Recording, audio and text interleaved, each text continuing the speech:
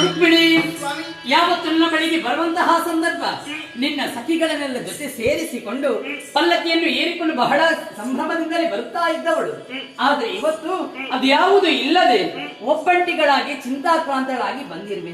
ಜೊತೆಲಿ ನೋಡಿದ್ರೆ ತರಳ ಮನ್ಮಥರನ್ನು ಕೂಡಿಕೊಂಡು ಬಂದೆ. ಹಾಗಿದ್ರೆ ಉದ್ದೇಶ ಏನಿದ್ರು ಕೂಡ ಅದು ನನ್ನಲ್ಲಿ ಹೇಳಬಾರದೇನೆ.